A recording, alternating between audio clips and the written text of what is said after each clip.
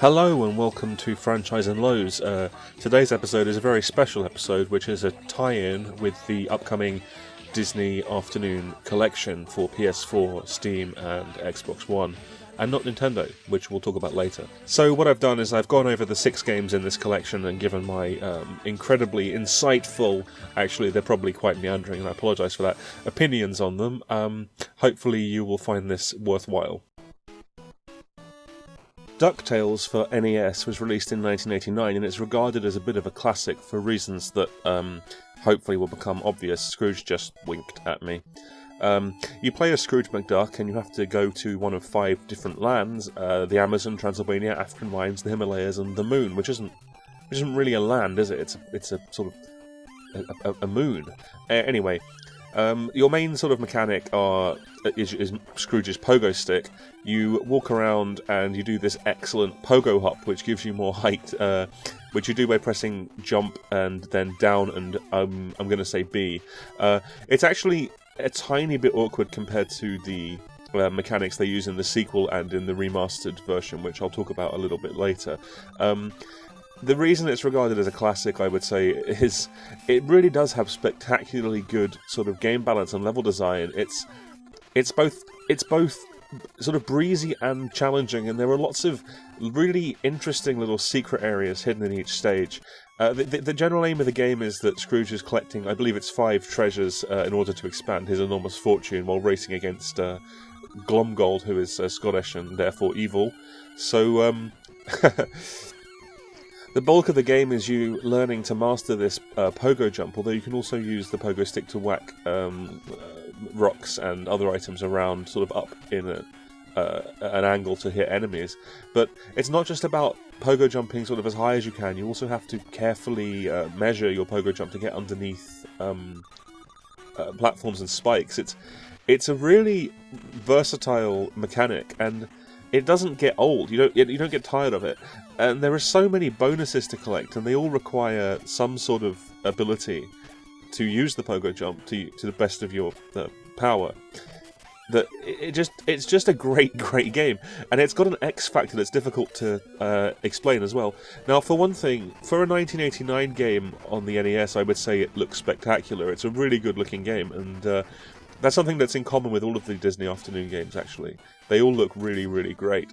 Now, as I mentioned earlier, there was a remastered edition of this game, which got mixed reviews, but I think it's pretty great. If you can reconcile the hugely improved graphics with the very 8-bit sort of stiff-feeling control. Now, I say stiff as if it's a criticism, but really what it is, if you've ever watched Video World, my other show, please watch Stuart Jip in Video World, I talk in one episode about how a game's aesthetic needs to match its mechanics and its gameplay, and the worst thing I can say about DuckTales Remastered is that it doesn't. The graphics are really nice, up-to-date, modern-looking, cartoony graphics, but the gameplay is very much the same, and it doesn't quite fit. You have to adjust to that disconnect, because the 8-bit game, you can sort of forgive the controls for being the way they are, because they're fine for the game, they're absolutely perfect, but when it's a game that looks a lot nicer, you expect it to move a lot slower, and it creates kind of a disconnect in my brain. I don't know if anyone agrees with me on this point at all, but I thought it was worth raising, because this is a pretty good example of it. Anyway, once again, I'd like to implore you to watch Stuart Chip in Video World, because it's very good. And I would say that, but I mean, it is very good. It's a good show. Chip and Dale Rescue Rangers, released in 1990, is, of course, another platformer, and what it essentially amounts to is a co-op experience where you play as Chip and, oh god, who's the other character? Dale, and you walk around picking up boxes and hurling them at enemies that you may recognise from the show, or you may not, because I'm not actually that familiar with the show and I don't really know. But really, it's weirdly ahead of its time in its sort of co-op prowess, because even back then you didn't really get this enormous amount of games that had this much sort of co-op synergy, because you can have a player sort of lift up a box and then stand on the box, or you can have a player pick up the other player and then throw them, and basically the fun is more or less limited to your own imagination, really. It's a fantastic experience. If I can let it down on anything, it's got quite weak boss fights, if memory serves. I say memory, I have played it recently, but for some reason the details are rapidly escaping me. It's really knockabout. It's not very challenging, but if you play this on co-op, you will have a good time, and you won't get very far because you won't be able to resist chucking each other around. No, it's good stuff, and I always wondered why they didn't iterate on it for a 16-bit game, but the sequel didn't come around for several more years, which is slightly odd, but it was the same case with Ducktales 2. Maybe they realised their license was running out, so they threw another one out really quickly. I don't really know what the story is there. The enemies, I believe they're all taken from the show. I do recognise the robot dog from the intro at any rate, but I don't remember him showing up in the show, although I imagine he did, because I'm pretty sure all that footage was from the show anyway. And I'm not really going to talk about the show, because that's not what this is for, but the show is, pretty good. It's an interesting game. It's super easy, but you'll definitely have fun, and I'm really glad it's going to be on the Afternoon Collection, because otherwise it runs a risk of being kind of forgotten. One thing I will mention as well that I do like is when you pick up a box, if you press down, you sort of crouch inside it, and if an enemy walks into it, they'll be destroyed, which is extremely unusual, but it's just another way to make the game simplistic, but it's nice. The level design is really pretty good, and there's a lot to find and do and see. You'll finish it quite quickly, but there's lots of different routes through the stages, and generally it's just an extremely good example of an 8-bit platformer, which is something you're probably going to hear me say a lot in the remainder of this episode.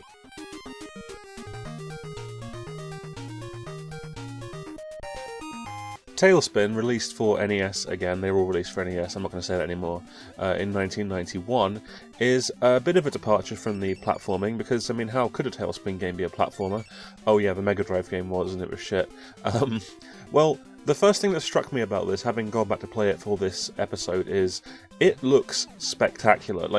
This has got to be one of the best looking NES games I've ever seen, and to think that there are more to come, even years to come, is just crazy. It looks great. Now, it's pretty difficult. It's a shmup, so that sort of goes without saying to some degree, but it's really odd. It has really unconventional sort of controls.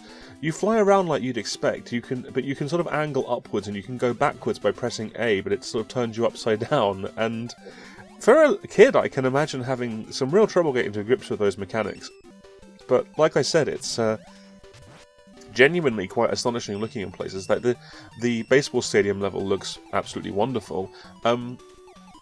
It's not impossible, it's just tricky, and it's probably the weakest game of the batch, if I'm honest. There's not much sort of to it, really. There are hidden areas where you play as Kit on his little cloud surfer thing from the cartoon. I'm not 100% familiar with the cartoon. I watched it a lot when I was a kid, but it didn't really stick with me because I didn't like it that much. The levels are large. Rather than just shooting, there's also quite a lot of collecting and navigating environments, which I quite like. I like it when a shmup has environments to navigate. That's why my favourite shmup series is still Gradius. But the sort of clunky awkwardness of the controls and the general not really that great game feel do detract from the experience. It's definitely not a bad game, and I'm looking forward to putting some more time into it when the Illusion Collection, when the Disney Afternoon Collection comes out. Shit, man, I wish it was the Illusion Collection. I would love that. One day I'll do an episode of Mickey Games, and then you'll understand my love.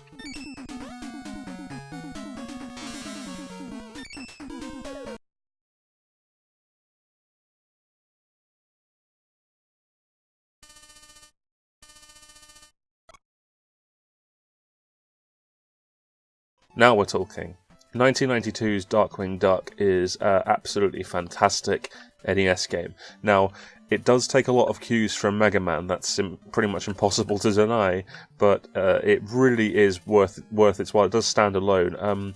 The thing it's missing from Mega Man really is the weapons that you get from the enemies, but you do have a array of relatively useless gas gun accessories. Yeah, Darkwing Duck uses a gas gun. That's from the cartoon, I guess, because they can't have him just capping fools for obvious reasons.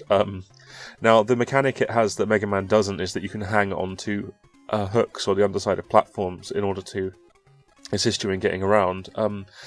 I would say it's about as difficult, if not more difficult than some Mega Man games. It's really tricky stuff. The boss battles are interesting. They're sort of tense and strategic in a way that the Mega Man ones never really managed to be, because basically for Mega Man games, if you've got the weakness, it's easy, and if you haven't got it, it's really, really tough. But it's a fantastic game. It looks great, although I don't think it looks quite as good as Talespin. I don't think it has the same sort of skill in its use of colour that Talespin has. But in every other respect, it's a superior game. It's really brilliant, and it's one of the main reasons to get the Disney Afternoon Collection, in my opinion, alongside the Ducktales games, the next one of which I'll be talking about in a moment. But for now, more on Darkwing. It's not the lengthiest of games, but it will last you a good amount of time. You can, I believe, if memory serves, you can choose 3 stages, then you can choose 3 stages again, and of course they incrementally get more difficult. It's really an interesting experience playing it, because it really does feel exactly like a Mega Man game. So it's a little bit like a lost one in that series, and I believe that there are some bootlegs of this game that have actually replaced Darkwing with Mega Man. So yeah, definitely check this one out if you get a moment.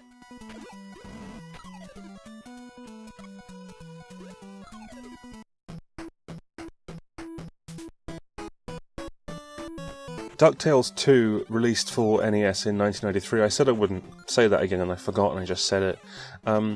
Is very much the follow-up to Ducktales 1 in almost every conceivable way.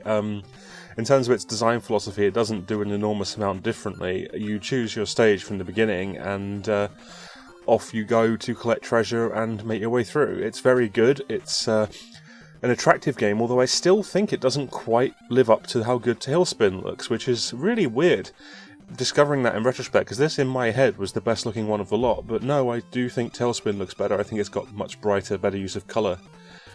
Ducktales 2 is a little bit of a lost gem, which is why it's really cool it's getting a re-release, because a lot of people love and are familiar with the first one, but the second one doesn't seem to get half the love, even though it's as good, if not better. It's really, really enjoyable stuff, and I think it doesn't really get its dues for that, because it came out so late in the life of the NES, or NES, if you want to be a guy who says NES. It's difficult to think of much to say about it, because mechanically it's almost exactly the same. The only difference is that to do the pogo jump, you just jump and press button 1 rather than press down and button 1, which are the hard pogo as they call it in DuckTales Remastered. And, you know, kind of wish that this game had gotten a remastered edition as well, but I don't know how well DuckTales Remastered did, and frankly it's a miracle we even got that, so I'm not going to rock the boat too much. Yeah, it's an excellent game, and it's well worth your time to play. It's clever and it's creative, and it's a worthy follow-up to the original, definitely.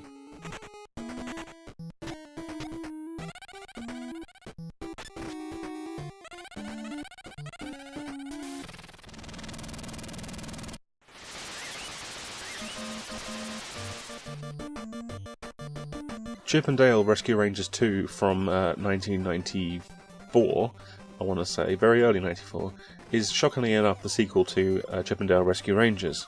And it's on the NES, I had to say it, I'm sorry. It's more or less exactly the same as the first one. I believe the only change, and I'm basing this on something I read rather than my experience because I didn't try it, you can pick up your friend and throw them and use them as an actual projectile. Now, it's an extremely good-looking NES game, as it is one of the last NES games ever made. I think its use of colour actually does rival Talespin 2 at this point. The level design is ever so slightly less interesting than the first game, I would say. It's definitely very good. It's weirdly similar, like it's almost too similar to the original. Given that the original's gameplay isn't exactly varied, it's good, but it's not. It's the same thing, really. So there's a slight sense of disappointment that doesn't do much at all to differentiate. Now, the one thing that is unambiguously better is the boss fights are much better in this game than they were in the first one, in which they sucked. But I mean, they're still not exactly amazing. But you know, this is the last game in the Disney Afternoon Collection, and it's definitely a worthy one. It's great looking, and it's still fun to play, especially on co-op. There's just impossible to think of a huge amount to say because it is just so utterly similar to the first one. Where even while DuckTales 2 was very much the same as DuckTales 1, that gameplay is inherently more varied, and Chip and Dale's gameplay is so very coin-op, sort of arcadey in a way, that it's very difficult to expand on because it's inherently limited.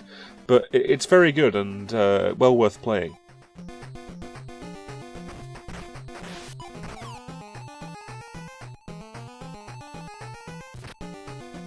Okay, so that's all 6 games that are appearing in the Disney Afternoon Collection, which I have to stress has not paid for this episode. I've received no money. In fact, I've had to pre-purchase it myself, which is an absolute travesty, frankly.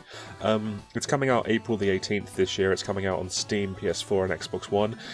Slightly odd that it's not coming out on Nintendo Switch, but I suppose during development it wasn't exactly a proven thing. It wasn't a sure thing, given how the Wii U didn't exactly set the world on fire, and it's not really worth developing a game for something that doesn't sell well, although I understand the Switch is doing very well now, so let's hope it turns up on there. I'm also hoping it's going to turn up on the 3DS like the Mega Man Legacy Collection did, because it's made by the same devs. Now, gamers are already complaining about this collection because basically, as I've talked about in Stuart Jippin Video World, please watch Stuart Jippin Video World, as I've mentioned, there's a prevailing idea among, I would say, the gaming community at large, or the larger part of the gaming community, that retro games aren't worth money anymore. Like, because you can download them illegally and play them for free incredibly easily, and that's how a lot of the current sort of generation of gamers have even played these games, which there's nothing, I mean, I was about to say there's nothing wrong with that. There is technically something wrong with that legally, but you know, there's nothing wrong with it, really, let's face it. But at the same time, it has created this idea, because this is something that costs, I believe, $20, and that's 6 games for $20, which is, you know, a small number of dollars each. I'm not going to, you know. And they've also added in this museum feature, which seems to have concept art from the original games and from the TV shows. And if it's anything like the museum in Mega Man Legacy Collection, it's going to be excellent. And I just don't understand this idea that retro games aren't worth any money, much less $20 for 6, you know? Not modern games, yeah, you'll pay $60 or whatever, and you'll get some sprawling 10-hour or 12-hour thing, but, I mean, I personally think that retro game collections are almost weaker the more games they include. I mean, not in terms of what you're getting for your money, that's obviously great, but they do help to create this illusion that retro games should be sold by the bucket load. They don't have value anymore. They're just something you play for 5 minutes, then move on to the next one, because, I mean, the Disney Afternoon Collection is including a rewind feature straight out of any given NES emulator, which to me cheapens the experience, because people are going to get this game who haven't played these games before. They're going to rewind their way through. Every time they get hit, they're going to rewind, and then they're going to say it's shit. And that really does kind of bum me out, because that's not what you're supposed to do. That's not the way you're supposed to experience the games. And I know I sound like a sort of ranting gamer purist, but that really truly isn't the case. I just wish that these games got some respect for what they're trying to be and what they succeeded in being. Because while I wouldn't say that all games are necessarily timeless, I think there are games I loved back in the day that I find really hard to go back to now, given general quality of life improvements in video games. I think the games in this collection, by and large, are as good now as they were back then. There's nothing that could really have been done to improve them, in my opinion. I mean, even Talespin, I think, was generally a flawed premise, but they did the best they could with that flawed premise. So, yeah, it's a little bit of a bummer that people are already turning against it, but I would seriously recommend dropping the money. $20, or I believe $15.99, possibly $14.99 on Steam, and in the UK. It's going to be really good. I mean, honestly, it's worth it for Ducktales 1 and 2 and Darkwing alone, and the Chip and Dale games are a nice arcadey icing on the cake, and the Talespin game is a curio that's just worth a go, basically. So yeah, thanks for watching. I'm going to be doing Video World 14 next month, and then after that, there might be a bit of a hiatus, but I will continue to produce Franchise and Lows and other videos, because I have Patreons to satisfy. At least I do right now. They'll all abandon me after this. But no, the Video World is going to be on a brief hiatus, because I'm transitioning from Series 2, he says, I'm doing air quotes but you can't see them, Series 2 to Series 3, which is going to mean some changes that I'm going to take time to get done. There's going to be some new elements to the show that I want ready before I go out. I don't want to go out as it is now, so there might not be a long hiatus. But all the same, as I said, I'll fill in. Now, I was originally going to do Shrek on GBA for this episode of Franchise and Lows, but I'm instead going to hold that over for a later one. I've already got all the footage, but I wanted to get this episode of the Disney Afternoon Collection out while it was still relevant, basically. So, yeah, hope you enjoyed it, and do look forward to more episodes coming out in the future. If you have any other ideas for Franchise and Lows things that you want me to cover, leave some leave some comments along the lines of, "Hey, idiot, why don't you talk about Asterix?" I'm getting that from all sides at this point. Maybe I'll have to eventually do Asterix. I just don't feel like doing it right now. Again, thank you for watching, and later.